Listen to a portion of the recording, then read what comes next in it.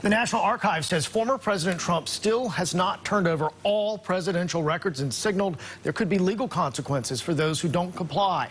A federal judge ordered Trump's legal team to declare if they believe the FBI lied about what documents were taken from Mar-a-Lago last month. Trump has accused agents of planting evidence at his home. His lawyers, though, have not provided any evidence of that and have not made similar claims in court.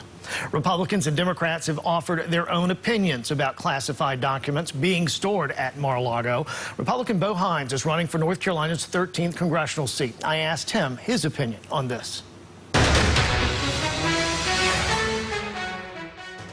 At least according to the DOJ, some of the documents that were seized from Mar-a-Lago included highly classified material, some of which they say could put our national security at risk. If that is the case, should Donald Trump have been in possession of these documents?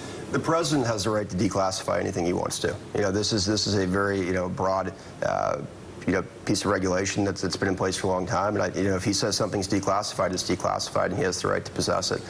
We don't know what that information is. We don't know what he has. But I'm assuming, if he declassified it, he has the right to own it. He has the right to possess it in his own, on his person. But they've shown no proof yet at this point, even at the request of the special master, that he declassified anything. And there are, procedures and protocols through the various agencies that are in charge of these particular, national security issues. I think there's a legal question here of whether or not, what steps the president has to take. I mean, there's no, particular outline of the steps he has to go through to declassify material. And I think until, that's established, I mean, the president almost sets his own standard at a certain point. At least that would be my legal interpretation of it.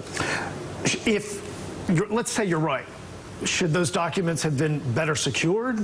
Are you concerned at all that, enemies of our state could get their hands on them? Well, I'll tell you this. I've been to Mar-a-Lago, and it's quite the secure property. There's a lot of Secret Service around there. I don't think anyone's, going to be lingering in certain buildings or wandering into places they shouldn't be. So, and I've seen firsthand experience of that. I think those documents are probably in a pretty secure place.